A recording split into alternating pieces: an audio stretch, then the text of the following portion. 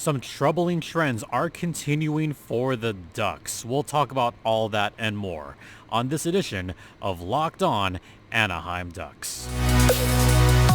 You're Locked On Ducks, your daily podcast on the Anaheim Ducks, part of the Locked On Podcast Network, your team every day.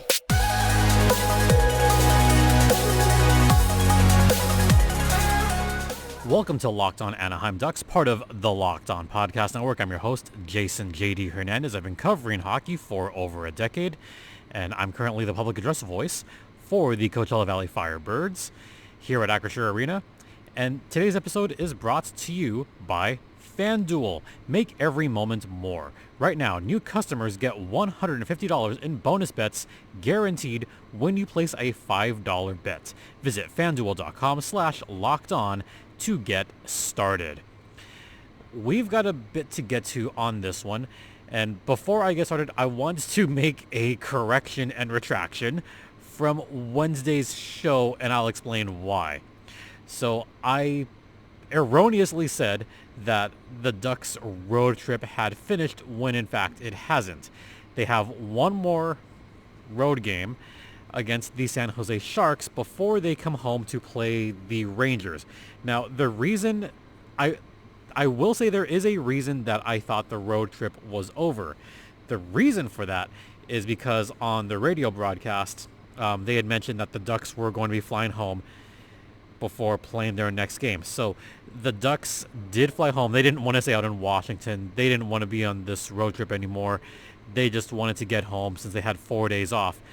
So I guess what happened was the Ducks did fly home, just to be here for a couple of days before they make the quick flight up to San Jose. That's only a 1 hour flight, by the way, before they get to play the San Jose Sharks. So that's why I thought the road trip was over, because the Ducks are in fact flying home, or in fact have flown home by now, just to have a couple of days in sunny Southern California instead of being in San Jose for a few days. So that's where that came from. I mean, there's a reason I said that, and I gave you the reason, so there you go. But the road trip is not over yet. They have one more road game at the Shark Tank, and then they come back home for a game against the New York Rangers on Sunday. Now that we got that out of the way, and by the way, I also got to give a quick shout out on Twitter, because I got to give shout outs whenever I can, to Luis Alberto Johansson, who said that I mentioned that the Ducks finished the road trip. So I got to give a quick shout out to Luis for pointing that out right away while I was working the Firebirds game, by the way. So just got to give that quick shout out.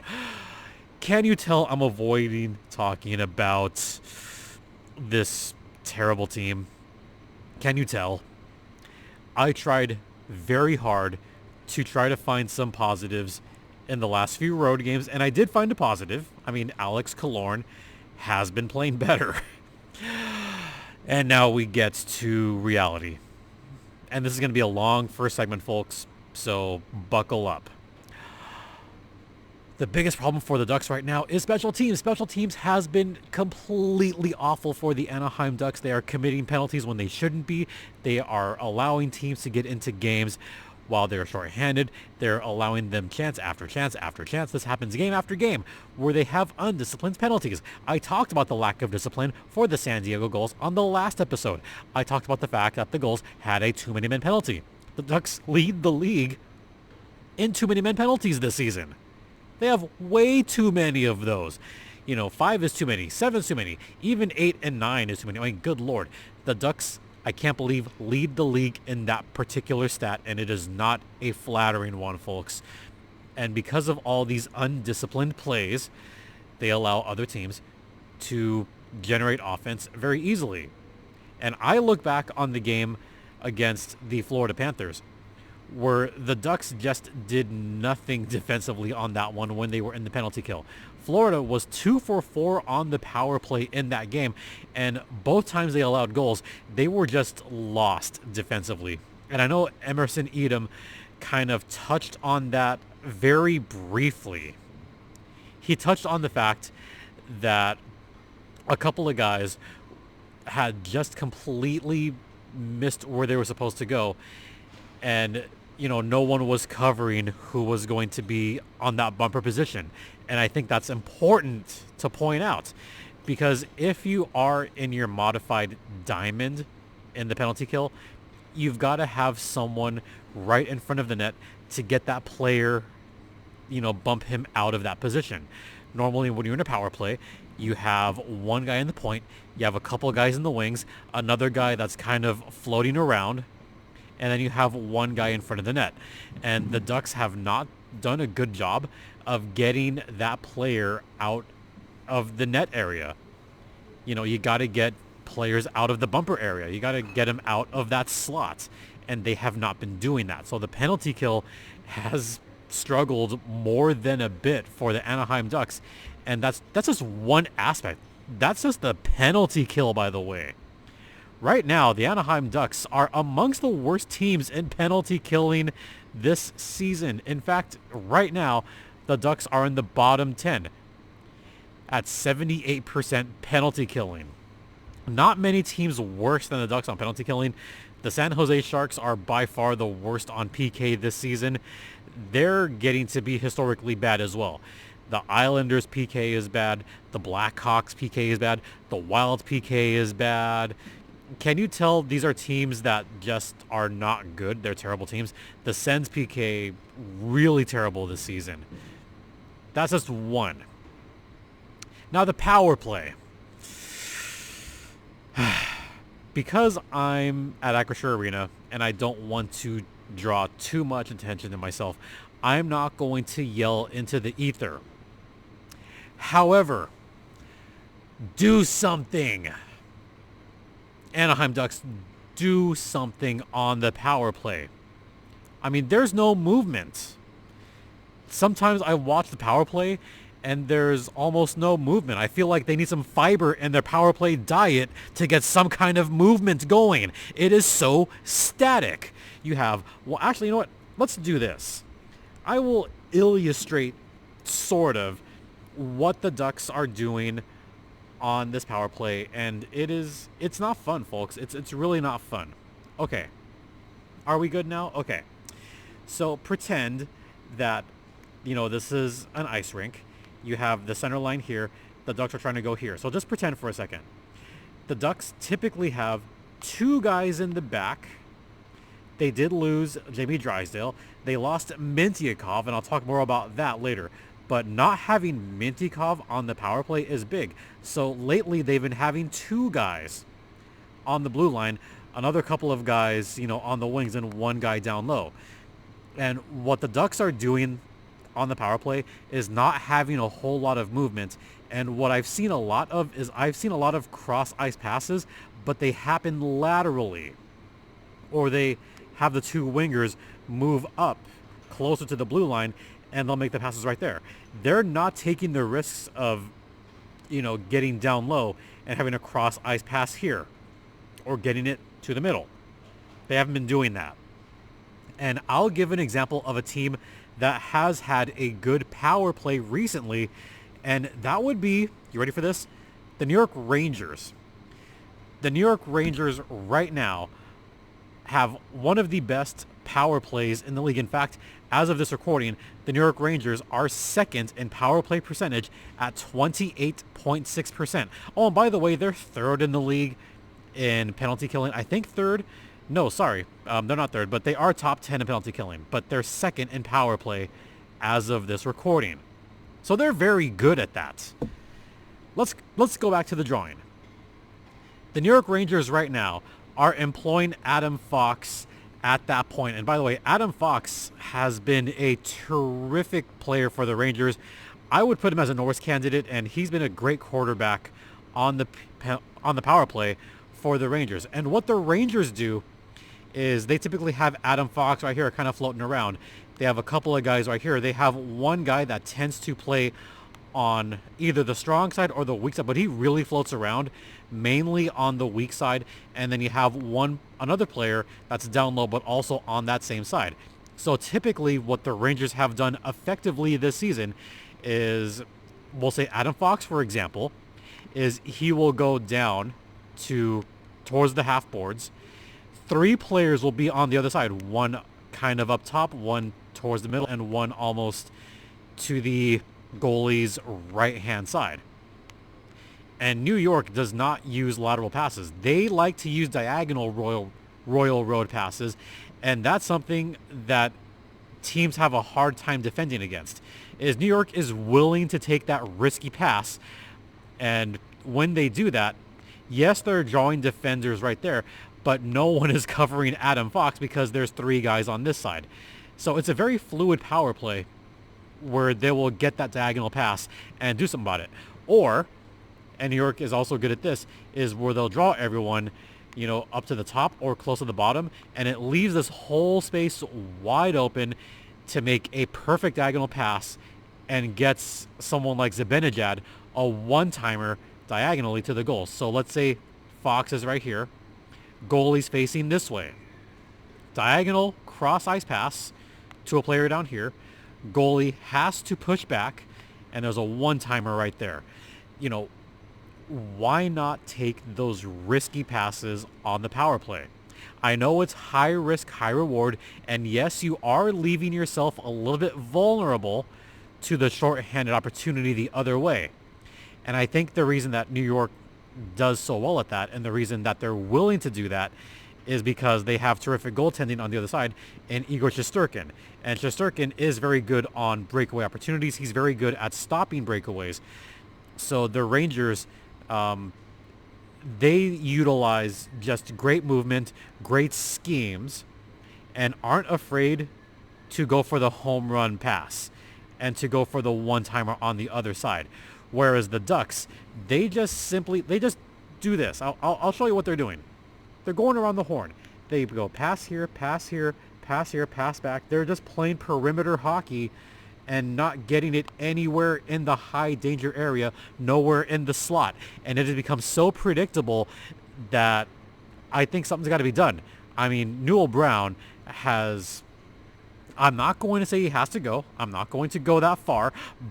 But it is concerning that he hasn't really fixed it yet.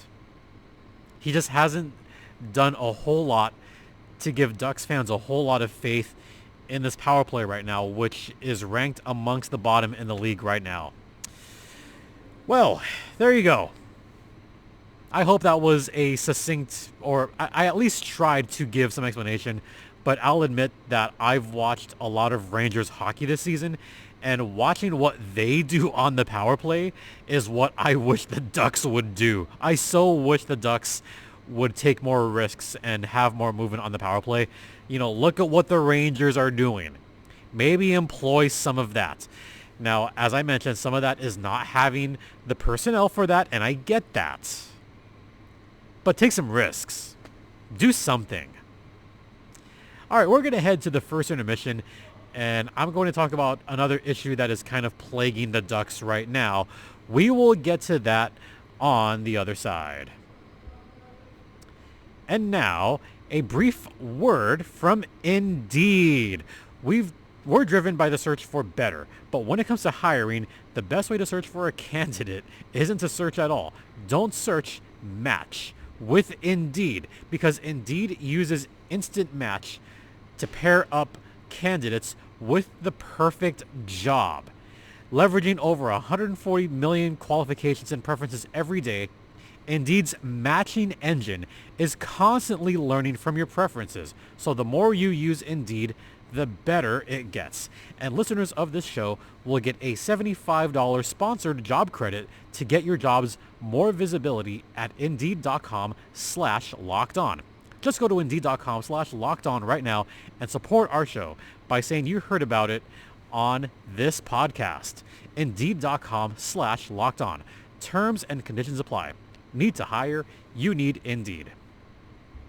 We're also brought to you by FanDuel. The NFL playoffs are heating up, and there's still time to get in on the action with FanDuel, America's #1 sportsbook.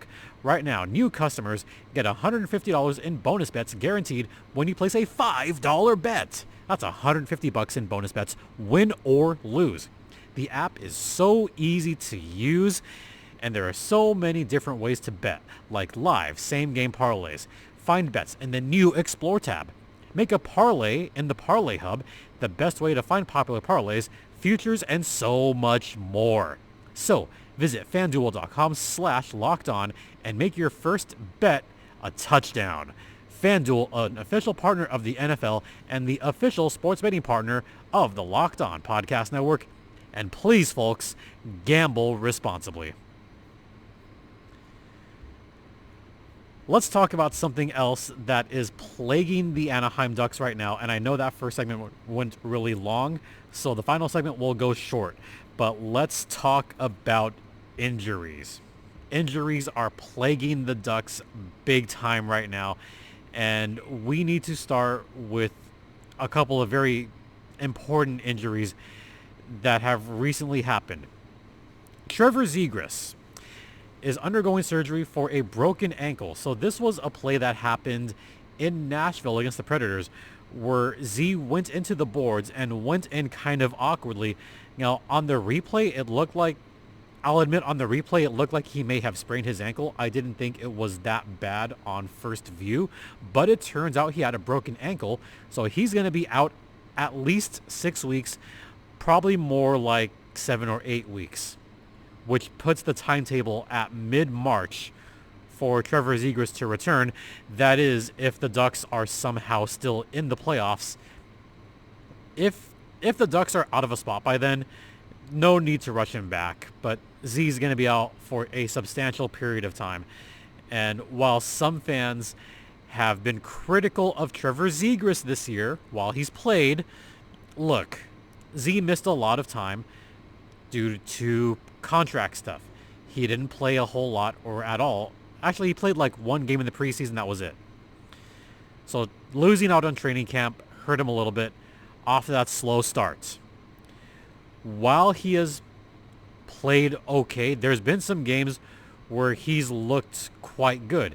And it just felt like he was starting to get it together and he was starting to do a better job of involving his teammates and do a better job of driving play. And while I watched those games, I said, finally, Zegras is starting to come together. And then he gets hurt. It took a long time for Z to kind of come back, but, you know, it hasn't worked out this season. I don't think he's going to be on the trading block this year, but we'll see what happens. I mean, stranger things have happened. I mean, Jamie Drysdale got traded, so you never know, right? But with Z being out for a while, I don't know if teams are going to bite on that right now. Then you have Tristan Luneau, who is still out. We don't know how much longer he's going to be out, but Luno's going to be out for a little bit. Radko Gudas, he is now out. Gudas missed the last game at Washington. He was kind of a late injury, which is why Robert Haig was called up to the Ducks on this road trip. So now Gudas was out. Brett Leeson, he's day-to-day. So that's another couple of injuries, another couple of important injuries. Gudas does provide that muscle, provide that strength that the Ducks really need. And to not have him there, that really stinks. Of course, Max Jones, he's on the injured reserve. He's going to be out for a while. And Pavel Mintyukov, he's still out for a little bit. That one is a tough one. Losing Drysdale sucks. Drysdale was at least pretty good on the power play. Minty was your quarterback on the power play. He was a player that was starting to learn the position a lot better and someone that really came into that role. And then he got hurt. So just to list all the players that are injured: Minty, Jonesy, Zegras, Luneau, Gudas, Leeson. They're all out. They're all injured. What the heck is going on with all these injuries? I know injuries happen, but it's been the key players that have been out. Oh, by the way, McTavish, he'd been hurt earlier this season, so him missing out on some games hurt the Ducks a lot as well. So they've just had no consistency in their lineup this season. In fact, there hasn't been a game this year where their projected roster going into this season has played at all. Alex Killorn, he was out for a lot of this season. And when Killorn came back, someone else got hurt. And then when someone else got hurt, someone else came back. You get what I'm saying. The roster that we expected, we have seen that a total of 0 times. And we are going to see that a total of 0 times because now Drysdale is gone. And Z is going to be out until at least mid-March. It could be the rest of the season if they play it slowly. Who knows? That's been a big problem as well. And I know injuries happen, but the types of injuries and the way they have gone out and the timing of these injuries have not helped the team at all. So what do you do at this point? Trade away guys? Is it time to really embrace, you know what? Trying to stay positive, folks. I'm really, really trying. I've been hosting this podcast for a few years, and it's been the same story every year. And it's hard to stay positive. And with these injuries, it's especially hard to stay positive because I want to see these guys succeed. I want to see Zegras come back strong and better than ever. I especially want to see Mintyukov come back and embrace that role that we know he's capable of. Carlson just came back last game, finally. I want to see Leo Carlson really step into that role in a big way. All right, we're going to head into the second intermission, and we'll wrap this one up really quickly. Stay locked in. Now, a word from Jase Medical. I know we come to sports to escape from some of the crazy realities of real life, but can we talk for a minute about preparing for real life? According to the FDA, pharmacies are running out of antibiotics right in the middle of the worst flu season in over a decade. I can't imagine a more helpless feeling than having a loved one get sick while a supply chain issue kept them from life-saving medication they needed. Thankfully, we'll be okay because of Jase Medical. The Jase case is a pack of 5 different antibiotics to treat a long list of bacterial illnesses, including UTIs, respiratory infections, sinus infection, skin infection, among others. This stuff could happen to any of us. Visit jasemedical.com and complete your physician encounter. It will be reviewed by a board-certified physician, and your medications will be dispensed by a licensed pharmacy at a fraction of the regular cost. It's never been more important to be prepared than today. Go to jasemedical.com and use offer code LOCKEDON to get $20 off your order. We are also brought to you by Logix Banking. You know, on this show, you get a lot of in-depth analysis and hot takes, right? Well, let me give you my hottest take of the day. The best lineup in the LA and surrounding area right now is the lineup of auto loans at Logix. They start off at the top line with my favorites, the proven and dependable new and used vehicle loans. Count on these guys to give you low rates and save you big time bucks. Next up, they've got an exciting new rookie sensation in their electric vehicle loans with super low rates and flexible payment terms. Rounding out the third line, they've got their auto refinancing loans and lease buyout loans. With these guys, you could lower your monthly payments and get on the road to owning your car faster. Look, I know it's a hot take, but seriously, no one can beat the lineup at Logix. Visit your local Logix branch right here in the LA and surrounding areas and let one of their amazing team members help you out. Or just apply online in minutes at logixbanking.com/car. That's LOGIX banking.com/car. All right, let's wrap this one up. The Ducks have a game against the San Jose Sharks in the Shark Tank. This is a battle of futility because the San Jose Sharks are putting the tank in Shark Tank right now because they are in the bottom of the standings. Going into this game, if you're a Ducks fan, what do you really want? I mean, let's face it, Anaheim is third worst in the league right now as far as points. The only teams worse than them are the Chicago Blackhawks and the San Jose Sharks. That is it. I take that back. The Ottawa Senators, they have a lower points total. Not by much, but Ottawa has a higher percentage and games in hand. So really, by percentage, it's Sharks at the bottom, then the Blackhawks, then the Ducks. Yeah. Teams number 30 and 32 playing each other.